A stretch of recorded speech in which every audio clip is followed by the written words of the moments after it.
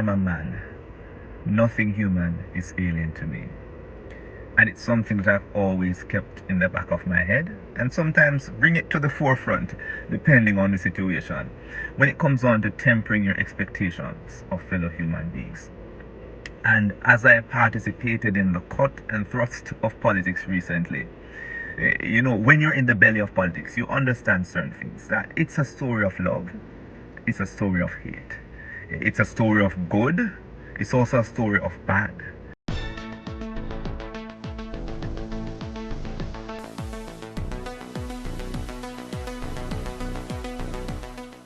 Blessings, ABR family and viewers. Welcome back to the channel. It's your girl, Anisabel Rose. And in this one, Dr. Audrey Dixon, who ran on a People's National Party's ticket, was interdicted, suspended by the government for running in the September 3rd general election, as well as 2 of the 5 defendants found not guilty in some $222 million fraud scheme. Please stay tuned for the details at hand. Don't forget to like, share, and subscribe to the channel. Now, the government, mainly SERA, that's the Southern Regional Health Authority, has gone ahead to basically interdict a R.J. Dixon, who is a junior resident at the Mapen Hospital, who basically contested the general election on a People's National Party ticket. They said that he has basically breached the Public Service Staff Order of 4.2.61, which prohibits public officers from engaging in partisan political activity. Now, I've basically gone ahead and done a little research, and of that Public Staff Order 4.2.6 I says political activity officers are expressly forbidden to engage in any type of partisan political activity in any elections at any level. However, according to the Constitution of Jamaica, it says the Constitution and related regulations disqualify certain public officers from running for election to the House of Representatives. The staff orders of the public service further restrict the political activities of specific government employees. Disqualification of public officers. The Constitution of Jamaica prohibits persons holding or acting in public offices from becoming members of the House of Representatives. The goal is to separate the political process from the non-partisan civil service. The term public service does not include ministers, senators, members of the House, and other political or judicial appointees. It does, however, include the civil service, judicial service, commission, and police service commission. And I am trying my hardest to break it down so that every single person can understand. So let us look at who is a civil servant. A civil servant is a person employed in a civilian role by a government department or agency at any level to provide public services and implement policies. So, for example, police officers, teachers, and so on and so forth. But then, for me, when I look at all of this, it seems to me as if it's some political victimization. Some victimization is taking place here. I am sure that whatever they're using to come at R.J. Dixon, they could have basically done so even while he was in the campaign season. Why wait until after the general election to come and to basically want to reprimand him, want to interdict him, to say that he has basically breached one of their acts, right? We not see nobody else sitting in the parliament that has brought the country into disrepute, that has brought the parliament into disrepute, to challenge them on that. But I am gonna wait to hear what the People's National Party is saying on this matter. And as soon as I get that info, I'll bring an update on this matter. But let me know in the meantime if you do agree with me that this is some victimization taking place here. Yes or no? Drop that in the comment section. There's this Latin phrase that I particularly like. Homo sum humani, nihil ame alienum puto. And it translates to, I'm a man. Nothing human is alien to me. And it's something that I've always kept in the back of my head and sometimes bring it to the forefront depending on the situation when it comes on to tempering your expectations of fellow human beings. And as I participated in the cut and thrust of politics recently, when you're in the belly of politics, you understand certain things, that it's a story of love, it's a story of hate, it's a story of good, it's also a story of bad, it's a story of loyalty, it's also a story of treachery and betrayal. All of these I experienced as I participated in the recent campaign. But I went into this thing understanding that all of these factors could come. There are persons who loved me immensely, persons who hated the very thought of me. There are persons who had all kinds of good things to say about me. There are persons who they couldn't utter one good thing about me for whatever reason.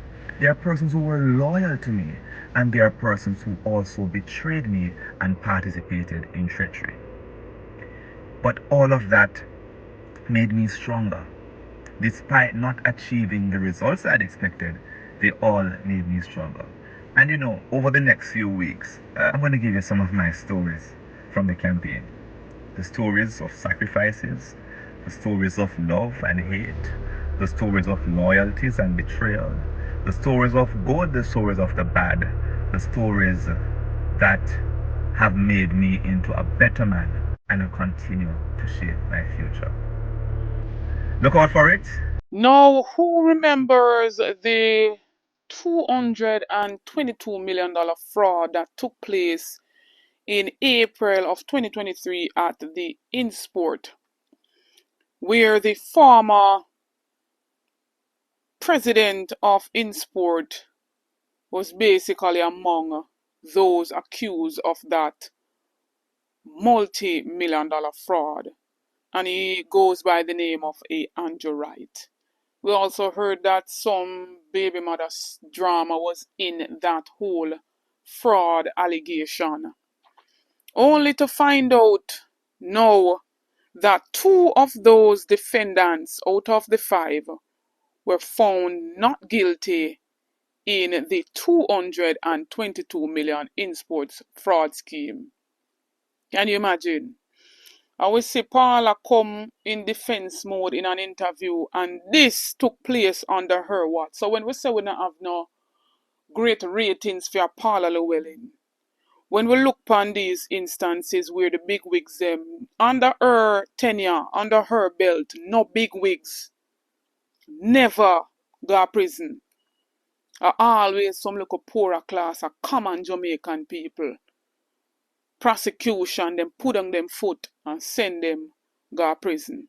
But I'm going to read a little from the article out of the Gleaner, and it says an employee and a former employee of the Institute of Sports, that's InSports, have both been acquitted of fraud charges in connection with 222 million scheme uncovered at state agency. Andrea Picton, an accounting clerk, was found not guilty of 10 counts of conspiracy to defraud and 1 count of corrupt transactions. Shireen Farquharson, a former accounting clerk, was also found not guilty on the day before on 7 counts. Justice Anne Marie Lawrence Green ruled at the no case level that there was no case to answer on another 7 counts. Picton was accused of disbursing fraudulent checks, while Farquharson was alleged to have prepared invoices for payments to persons who were not legitimately contracted by the agency. However, former InSport financial controller Anju Wright, known also for promoting the French Connection and Chugget parties, along with 2 other defendants, Rudolph Barnes and O'Neill Hope, have been remanded in custody. The summation of their case is set to continue Monday in the Home Circuit Court. A sixth defendant, Jonique Mills, had her bail extended. The group was accused of being part of the network of former and current InSport employees who allegedly wrote, signed, and cashed fraudulent checks for individuals who were neither employed by nor contracted to the agency. They faced various charges, include conspiracy to defraud, acquisition, use, and possession of criminal property, engaging in transactions involving criminal property, and larceny as a servant. The suspected fraud and other irregularities were first discovered in 2017 during an internal review of InSport's financial records. The matter was subsequently referred to the Major Organized Crime and Anti-Corruption Agency, that's MOCA, triggering a long-running investigation. Wright was eventually arrested in April 2023 while pursuing a wrongful dismissal case before the Industrial Disputes Tribunal.